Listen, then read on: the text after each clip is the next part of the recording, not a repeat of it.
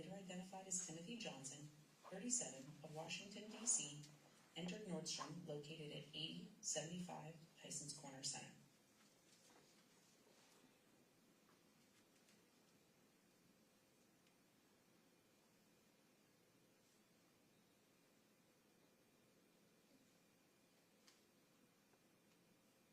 Nordstrom Asset Protection Associates observed Johnson act in a suspicious manner, saw him select designer sunglasses, and believed a larceny was about to occur.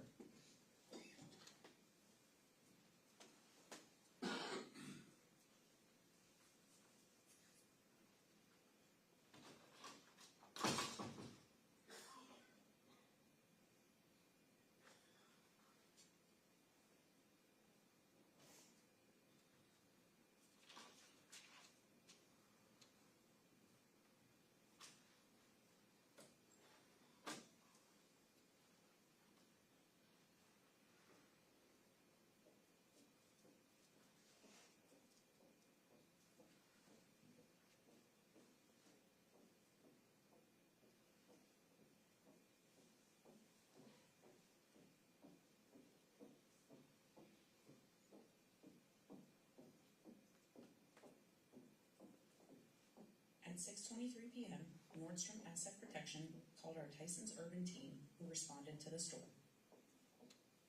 A plainclothed officer observed Johnson in the vicinity of an anti-theft alarm at the store's interior exit when it was activated.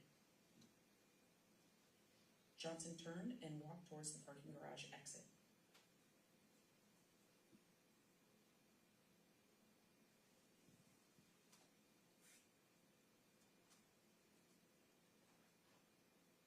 A few moments later, a plainclothed officer observed Johnson set off a second alarm as he went through it and left the store near the parking garage.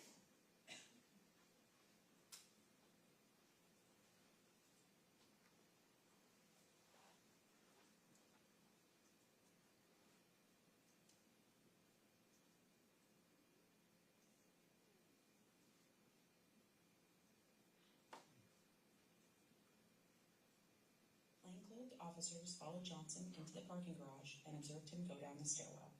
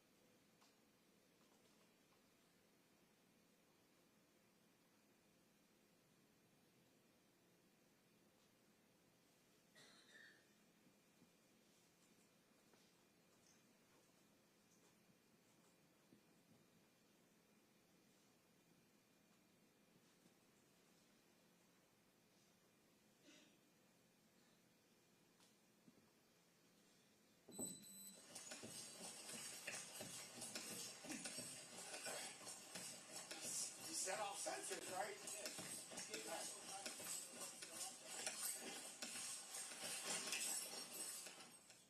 A uniformed and a plainclothed officer chased Johnson as he exited the parking garage stairwell, ran through the parking garage, and towards Route 7.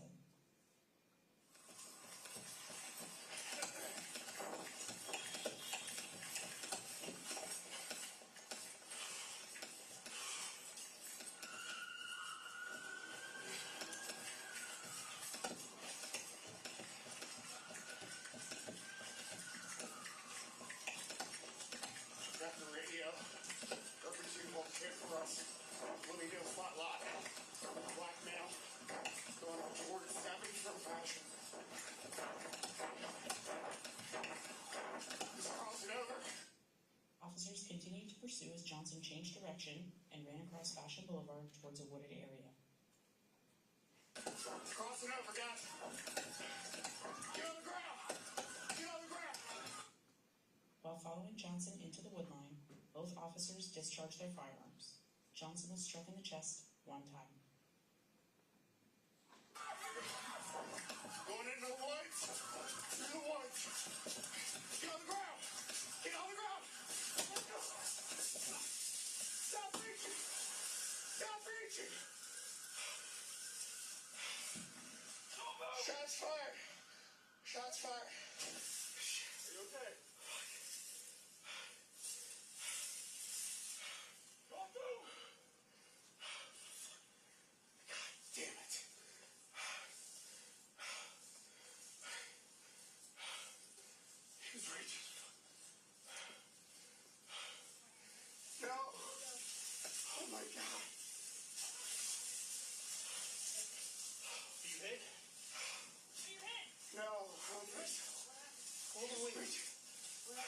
hold on.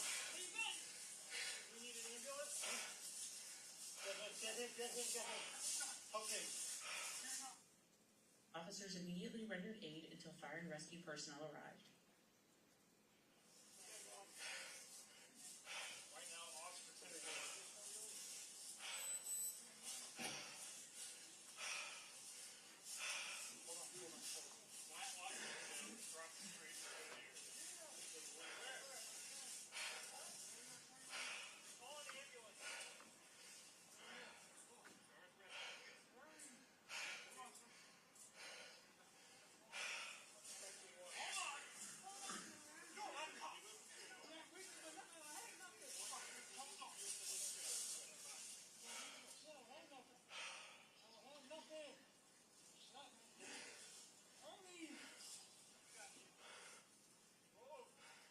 Hold on.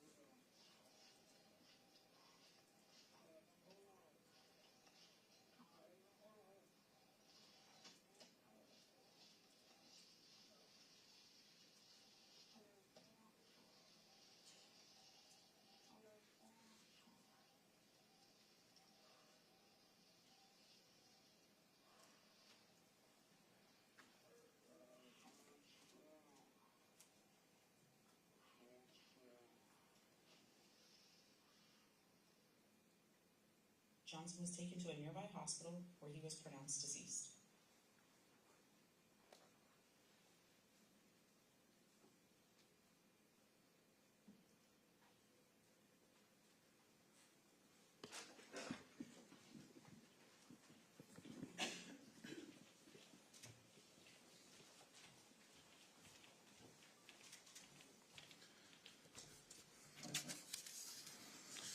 Good afternoon, and thank you all for coming.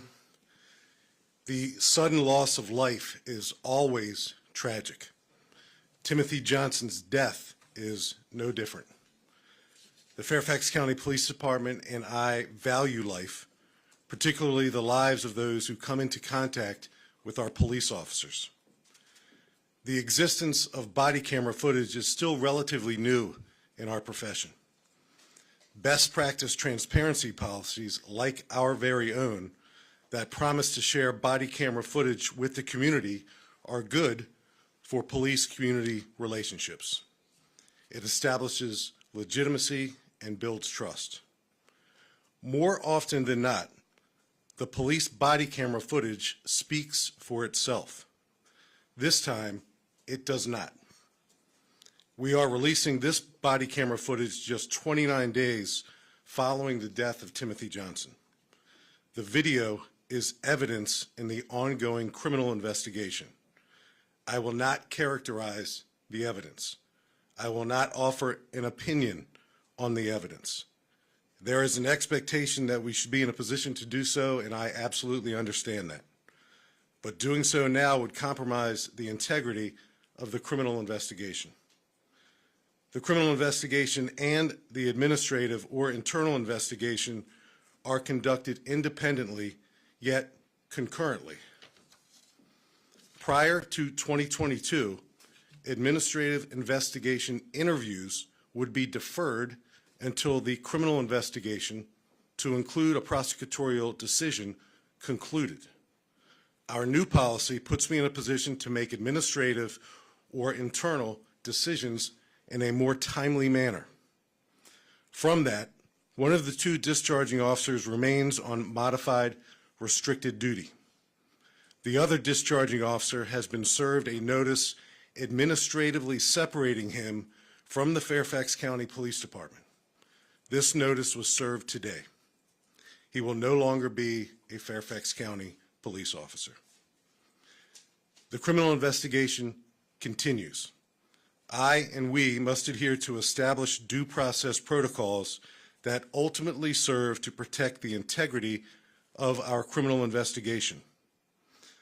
Before we get to questions, please understand, and I know you do, my limits on answering some of your questions. I have never been a no-comment police chief. I have never been a no further questions police chief. Standing behind this lectern to answer your very last question is something I'm proud of over many years as a police chief. This time, however, many of your questions will be answered as this very active investigation continues to unfold. So thank you for respecting that. And now I'll take some questions. Julie Carey. Chief, can you tell us why the officer has been fired, separated from the department? What about his actions that night caused you to take that action? So the separation, the administrative separation from one of the two officers from the Fairfax County Police Department is because the officer's actions do not meet the expectations of our police department. They do not comport with our general orders, our policies, and our procedures. So in more simple terms, he violated policy, and specifically, if you can tell us which policies were violated that night. So Julie, I have to be careful because I got to keep the administrative comments separate from the nature of the ongoing criminal investigation. So I'll just reiterate that the separation of one of the two officers is because there was a failure to live up to the expectations of our agency, and in particular, use of force policies, protocols, and procedures. Yes, sir. Matt. Chief, can you say who this officer was that's no longer with the police department, and is he the one wearing the body camera? So the administrative separation that I just described is actually a personnel decision that I made. We released the two names of the police officers 10 days after this fatal officer-involved shooting, and I'll refer you, Matt, right after the press conference to our Public Affairs Bureau for any clarification on the names. And is there any indication as to why they fired their guns? And Matt, that's part of the ongoing criminal investigation that I described. Our Major Crimes Bureau conducts the criminal investigation, as most of you are aware. We share information, evidence, interviews, all of our content in real time with the Office of the Commonwealth's Attorney. There's no gap in our communication with that criminal investigation. So our criminal investigators in major crimes share all that information with the Commonwealth. And again, it's an active criminal investigation, so I'm not going to characterize the evidence. So, Mark. My recollection at the outset, you had said that both officers fired their weapons. Is that still your understanding of the event today? Absolutely. Yes, ma'am. Chief, I'm sorry, Stephanie. after the incident, you had noted Mr. Johnson's criminal history in a press conference. Did the officers know that at the time, and do you have any regrets of mentioning that right off the bat? So, Stephanie, I'll say this. I've been handling scenes like this one as a police chief since 2013, and it's always been my recollection that I'll get a question from the media at an on-scene press conference about criminal history, known criminal history of the person involved in the officer-involved shooting. I should have answered that question differently on this night. I should have answered it with much greater sensitivity than I did on that particular night. Going forward, I will simply be referring media inquiries about someone's criminal history back to the media.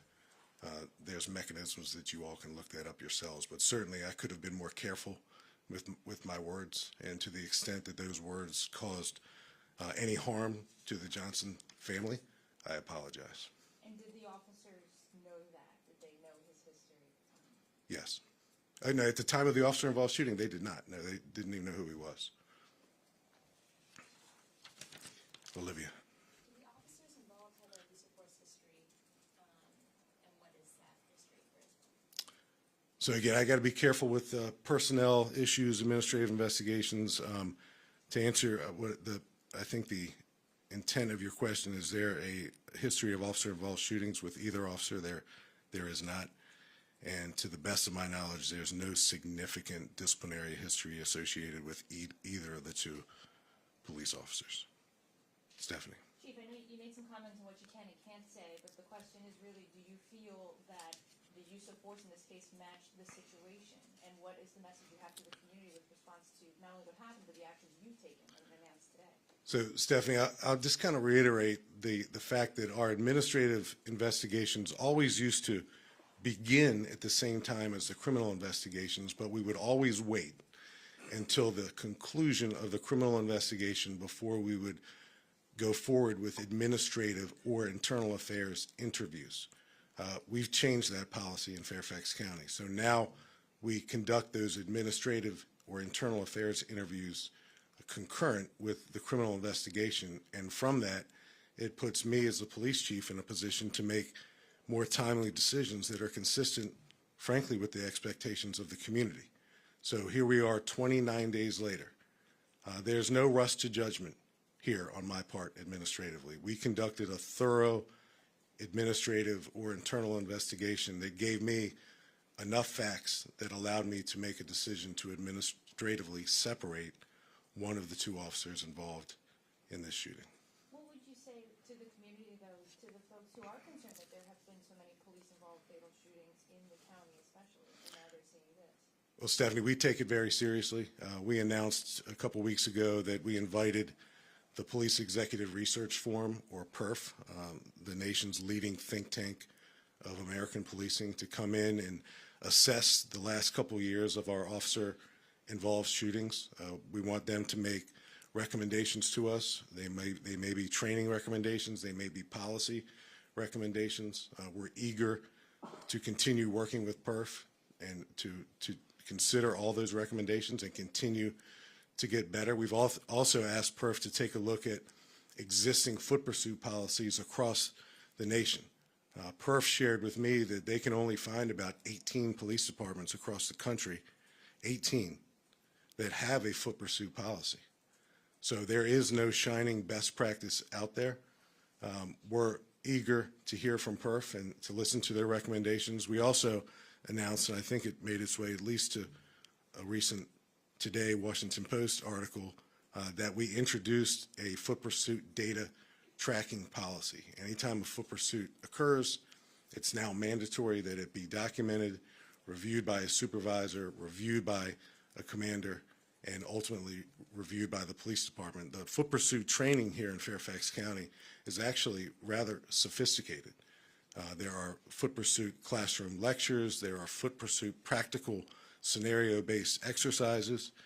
We just have to take our training expectations and find a thoughtful way to introduce that into a policy that makes good sense for the safety of everyone involved and ultimately public safety. So what was it about this pursuit that you found problematic?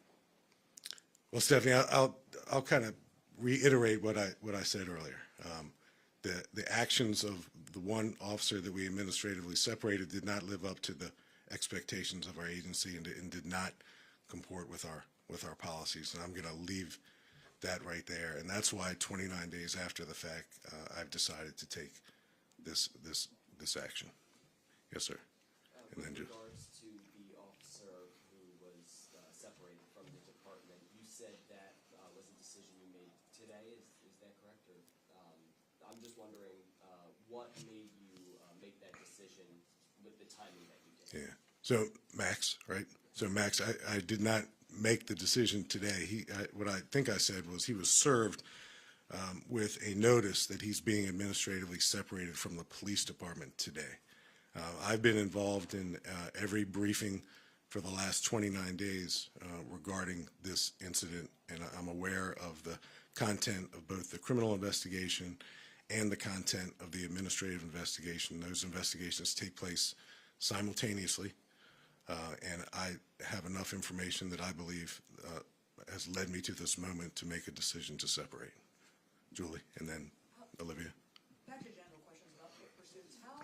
How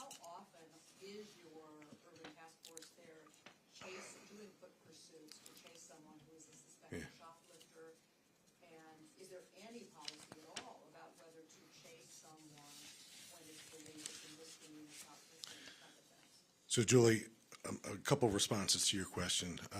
Our foot pursuit training speaks to a number of different considerations that we want all of our police officers to think about.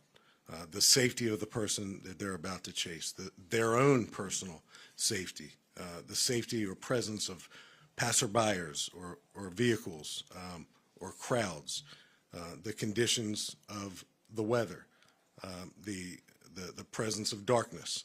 So all those training considerations exist now in the training that we deliver to our police officers. We just have to find a thoughtful way to introduce policy recommendations that speak to the quality of our training. And you mentioned, I think, urban task force. And this is something that I do want to mention because I anticipate this will be a question. It's certainly been a topic of conversation I've had with folks. The Tysons Urban Team, or TUT, was formed with Board of Supervisors approval in 2013. So they've been around for 10 years. The word urban, let me speak to that because that's been a topic of conversation. And I'll just read this to you, so forgive me. The use of the term urban is derived from Fairfax County's Department of Planning and Development's Urban Centers section and focuses on land use planning, zoning review, urban design, and plan implementation in the emerging transit-oriented development areas located around Silver Line metro stations in Tysons and Reston. The greater Tysons area, and no, it's not just the mall itself, but the Tysons Urban Team actually serves a larger scope or footprint than the mall itself. And Tysons generally sees about 25 million visitors a year. It's certainly a destination stop for not just folks in Fairfax County, but Washingtonians and beyond. And to put that 25 million visitors into proper context, Disney World in Orlando has 50 million visitors a year. So there are certainly public safety considerations that exist in a densely populated area like Tysons, and the commitment of the Fairfax County government and our police department is to provide a presence. This Tysons Urban Team or TUT team, the vast majority of their interactions with persons are not proactive in nature. They're reactive in nature. And I just think that's important for folks to understand, and it's a conversation I'm willing to keep, to continue in the days ahead. So Olivia and then Mark. Olivia. I have two questions. First, and forgive me if you already said this, but can you clarify which officer was within this administrative separation? Yeah. So what I mentioned, Olivia, is we've released the two names of the involved officers, and after the press conference, Public Affairs can answer those specific questions to the best of their ability. It's a personnel action. The administrative separation that I took is a personnel action. So I want to leave those remarks right there. The officer who discharged the fatal round was the officer who was administratively separated. Thank you. And then following that, yesterday an attorney from the Cruz family, the attorney for the Johnson family, characterized the shooting as an execution. I wanted to know if you can comment on that or elaborate on that. Yeah. So the video itself, again, just as a reminder, the video is evidence. So here's the new thing about body camera. Police departments across the country, and we're certainly, lead this conversation because we have a commitment, we have a policy that requires us to release body camera footage because we in the community believe that's a good idea. But in essence, we're showcasing evidence that may be part of an upcoming criminal matter. So I'm not going to characterize the evidence or the video the way I guess this attorney characterized it, but I'll just, you all saw the video yourselves. So if that's your characterization, I don't know if it is or it isn't, but I can't speak to why the attorney used those specific terms to characterize it. Thanks. Mark. I think you answered the primary question there by saying the distinction between the officers. One, the officer who fired the fatal round, that's the distinction between the two, the primary one. But just technically, administrative separation is equivalent to firing, but I assume he has some civil service protections on the vehicle. correct. Yes, ma'am. So two officers both fired their weapons at him. How come they're both not being treated the same way? Is it Jillian? Okay, Jillian. So there were two officers involved in this incident. One discharged 2 rounds, one discharged 1 round. The investigation, both the criminal investigation and the administrative or the internal investigation, independently looks at each officer's actions, independently. So the officer who remains a Fairfax County police officer is on modified restrictive duty because our assessment, that I'm not going to get into, of his actions that night did not necessitate anything at the moment greater than a modified restricted duty assignment. And I hope that makes sense. We want to be really careful both internally and with the criminal investigation to examine each officer's performance independent of each other. Yes, sir. As a point of clarification, for the modified restricted duty, could you explain what that means as far as what that officer is doing on a day-to-day on that? Typically, Max, a modified restricted duty assignment is an assignment that's administrative in nature, and it does not involve any public contact. Stephanie. The video that we saw, we heard the officer repeatedly say, "Stop reaching." In your investigation, can you say whether you were able to verify that that was in fact happening, or that was just something being said on camera? Well, keyword, Stephanie, investigation. It's still active, and I can't speak to that because it's still under active consideration and the criminal investigation. Matt. The same family attorney is wanting Commonwealth's attorney to pursue charges. Any thoughts on that? So what I'll say again is that the criminal investigation that we conduct, every bit of information, evidence, interviews, anything you can imagine that we gather, we share with the Office of the Commonwealth Attorney.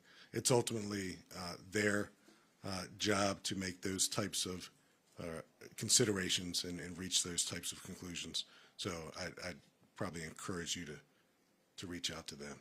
And with the release of the body cam footage, by any chance, any efforts to beef up security, maybe at Nordstrom or anywhere near Tysons Corner Center? You know, the presence of not just Fairfax County Tysons Urban Team personnel and the commitment of our police department to the Tysons Urban Team is 16 officers. They don't all work at once. They have different shifts and days that they work and days that they're off. But there are 16 police officers generally assigned to the Tysons area. The presence of loss prevention or asset management personnel at the stores is significant. So a lot of the stores, depending on its size, have a full-time or maybe part-time presence of loss prevention or asset protection personnel at the stores. But no, I've not engaged in any conversations with anyone about that. Yes, ma'am. Chief, Megan. in regards to the perf, are they looking at this specific incident? Is that included? No, so Megan, perfs, and that's a great question. What perf is doing is they're going back and they're looking at 2022 and particularly 2022 and 2023 trends, patterns. Their perf is not, and I'm glad you asked the question because I want to be clear, perf is not independently investigating either criminally or administratively this Tysons officer-involved shooting. What perf does as a think tank organization is they look at our training, they look at our policies, and if there are gaps between our training and our policies, between the nation's best practices, they make recommendations to us that we can consider to adopt stronger practices. The anomaly of 2022 was we had 6 officer-involved shootings. I think, Stephanie, you alluded to that in your question. We, for the last decade, have averaged 1.5 officer-involved shootings a year. The first decade of the 21st century, the number of officer-involved shootings were significantly higher. Some of the years were 6, 7, and even 8. So as we look at 2022, we had 6. 2021, we had 1. So far in 2023, we have 1. The goal is 0, obviously. We don't want to have any officer-involved shootings. Each officer-involved shooting is different in so many ways, and PERF is independently looking at the circumstances, the officers, in every condition you can imagine associated with the officer-involved shootings to see if they can recommend to us, because they're the pros, they're the professionals, if they can make any recommendations to us to make us stronger. And I had a follow-up question, Chief. No weapon found, but did we ever recover any sunglasses from the area? Yes, two pair were recovered from the scene, but no firearms and no other weapons whatsoever were recovered, Megan. Stephanie, and then I'll go to Nick. Outside of her, talking about the response there, the teams that control, are there any other changes to how the department operates there? Well, I spoke a lot about our new foot pursuit data policy that we've had in place now for a couple weeks. So that's something that's new. It'll capture the quantity, and ultimately we'll examine the quality of our foot pursuits. We want to make sure that we're in a position to do them and everyone walks away safely. What I mean is there's no changes to number of teams, area of jurisdiction, where they can go, whether they can continue to, obviously going to track. Yeah, so the Tysons Urban Team is still in existence. Just as a matter of fact, they made well over 800 criminal arrests, or they arrested over 800 persons. The Tysons Urban Team did in 2022. So they're quite active. As you can imagine, any geography, I don't care where it is, where 25 million people visit or gather or make their way through, anywhere is going to generate some level of criminal activities and disorder. So the presence of the Tysons Urban Team is still in existence. Nick? So we hear about how the theft of sunglasses set this whole thing off. And as a civilian, we watch police officers run really fast, chase the man down. Can you describe in your own words how serious of a crime you think the theft of sunglasses would be?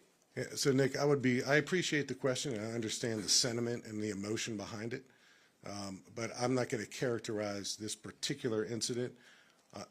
I'll just say what I think I've already said. Our training speaks to the severity of the crime. It speaks to the weather conditions. It speaks to the environmental conditions. It speaks to daylight versus nighttime. It speaks to all those things. So I realize, as does everyone in this room and everyone in our community, that the circumstances surrounding this officer-involved shooting demand and deserve our utmost attention and scrutiny, and we are committed to getting better. Any Nick? indication of how long the investigation will last? The criminal investigation? No, the criminal investigation is ongoing. It's very active. We share all of the details and developments of our criminal investigation with the Office of the Commonwealth Attorney, and we'll continue that. We do that all the time. That's not new. That's not particular to this officer-involved shooting. Any incident of this magnitude, we share those details in real time with the Office of the Commonwealth's Attorney as a matter of course. Yes, ma'am. Megan. Was this the only body cam video view that we have from this incident? So the other officers so you only saw this once. I've seen it 400 times, but there's other officers who arrive on the scene after the officer-involved shooting, and those uniform officers have body cameras, and we have captured that body camera footage. The information that Public Affairs is going to share with you, I guess now or immediately following this press conference, will include a longer version than this packaged version of 8 minutes that we compiled for the sake of this press conference. I will say, too, that we've gone back to 2015 as we've taken a deep dive into officer-involved shootings, and we have not had an officer-involved shooting associated with a foot pursuit, at least going back 8 years. PERF, FCPD, we're taking a deep dive independently and together to really identify those areas that we can improve and get better on. Olivia. In the footage, when after the shots had been fired and multiple other officers came, they were describing a chest kneel as someone who's not a cop. Can you describe what a chest kneel is? So it was a chest wound, and it wasn't a chest kneel; it was a chest seal. So it's hard to pick that up. So one of the officers was treating Mr. Johnson and remarked to another officer to go get a chest seal, and that's part of the first aid equipment that all Fairfax County police officers carry. It's a seal that slows down, hopefully, bleeding. and trauma. Yes, Maggie. Very stupid statement, but what are the commands that are supposed to be given before an officer would fire in this type of situation? You know, what is the correct policy to follow if you were going to be an officer while shooting? Each officer, I think I understand the question, and it's not stupid.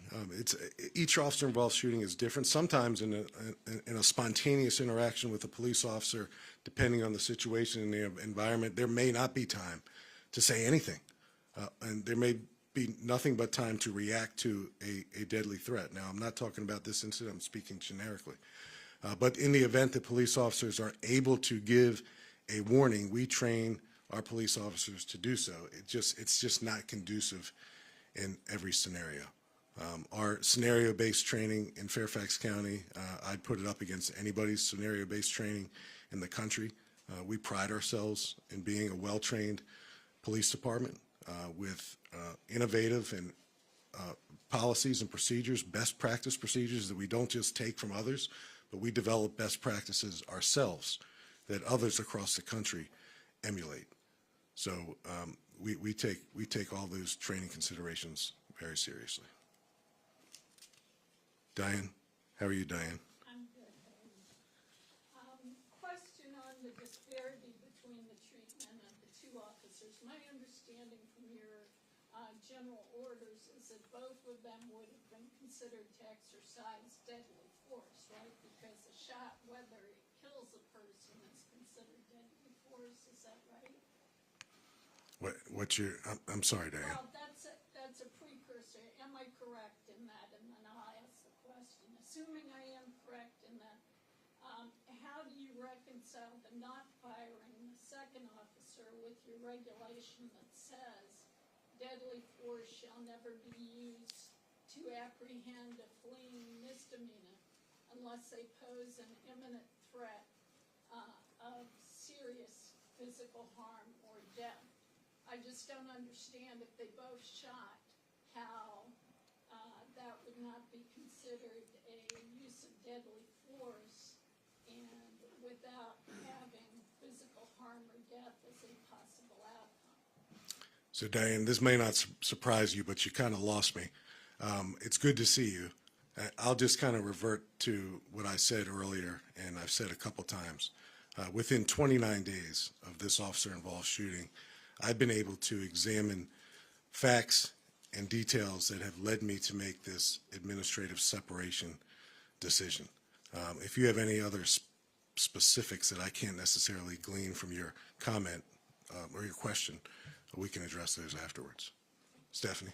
Chief, the number of police officer-involved fatal shootings from 2022, do you know the racial makeup of all of the people that were shot? 3 white and 3 African American. Thank you. Yes, sir. Max. In your tenure as police chief, have you ever taken the step of administrative separation for an officer who is involved in an officer-involved shooting? No.